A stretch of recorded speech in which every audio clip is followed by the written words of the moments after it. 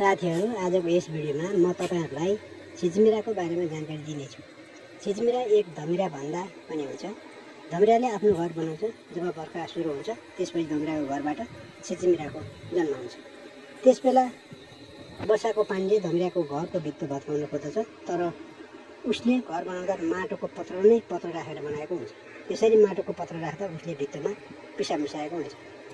धमिराको पिसाबबाट भएको रसायनको कारण एक बाहिरी पत्र र अर्को भित्री पत्रसँग दरोसँग जोडिएको हुन्छ। वर्षाको पानीले यसको देवाल भत्किनुभन्दा झन् बलियो बनाइन्छ, किनकि त्यही उसको पिसाबमा भएको रसायनको कारणले गर्दा।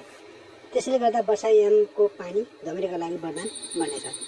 भगवानले मानिसलाई वा कुनै पनि जीव तथा जन्तुलाई सृष्टि चक्रको ज्ञान उसको जन्मसँगै दिएको हुन्छ। वर्षाको समयमा धमिराले बनाएको घरको भित्तामा छिचमिराको जन्म हुन्छ। वर्षाको समयमा धमिरो आफ्नो बल र शक्ति देखाउन छिचमिरा बन्न पुग्छ। त्यसपछि वर्षभरि मेहनत गरेर बनाएको घरको भित्तो तोडेर पखेटासहित बाहिर निस्कन्छन्। त्यसपछि ती धमिराहरू आफ्नो पखेटा टुटाउन आकाशतिर उड्छन्। बाहिर निस्केपछि तिनीहरूको आयु भने जम्मा 24 घण्टाको हुनेछ। जब धमिरा छिचमिरा बनेर बाहिर उडेछ, त्यसपछि ऊ त्यो पखेटा टुटाउन हरेक प्रयास गर्छ। पखेटा टुटाएर ऊ पहिलेकै स्थानमा पुग्न खोज्छ, तर उसलाई आकाशमा उड्दा चराचुरुङ्गीले आएर उसको जीवन चक्र समाप्त पारिदिन्छ।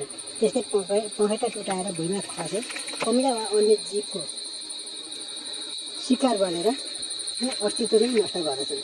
पखेटा पलाएर केही कदम उड्यो र पखेटा टुटेपछि पहिलेकै स्थानमा फर्कन सक्छु भन्नु धमिराको लागि सपना मात्र हुने गर्दछ। यसरी 24 घण्टा छिचमिरा बनेका धमिराको जिन्दगी समाप्त हुन्छ। यसरी धमिराको जिन्दगी छिचमिरामा परिणत हुने प्रक्रियाले गाउँघरको भाषामा छेक पसाएको पनि भनिन्छ।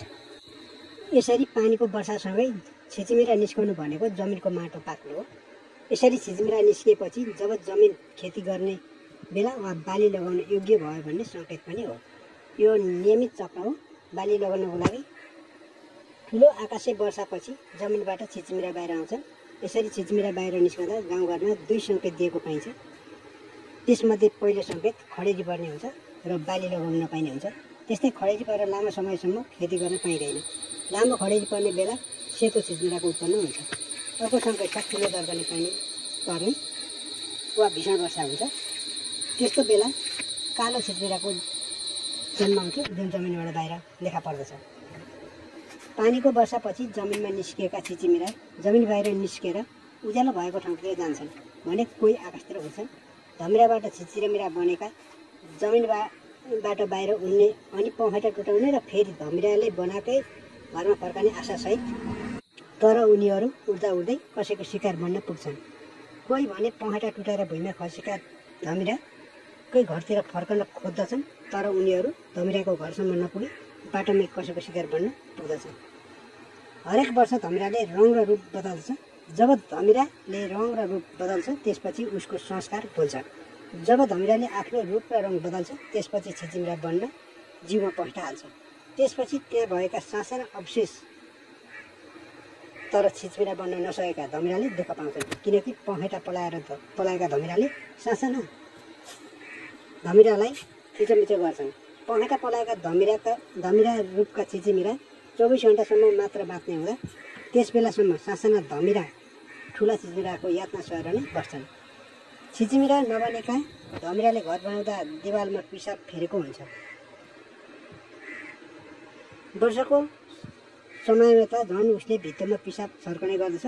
उसको पिसाबबाट मानिसले खाने च्याउ पनि उम्रन्छ। त्यो च्याउ निकै पोसिलो हुने गर्दछ। धमिराले उसको घर बनाउँदा कोठा नै कोठा र तल नै तल भएको बनाउँछ। धमिरा माटोको गहिराइमा बसेको हुन्छ। सुन्दर घर बनाउँछ। कलात्मकताले भरिएका लाखौँ कोठाहरू हुन्छन्। ती कोठाहरू खानपिनको व्यवस्थासँगै राम्रो सजावटको बनाएको हुन्छ। वर्षा अगाडि शान्त रहेको धमिरा माटो खाएर घरमा माटोकै पर्खाल बनाउने परम्परा हुन्छ। यसले हजारौँ किलोको 10औं मिटर अग्लो घर बनाउन सक्छ।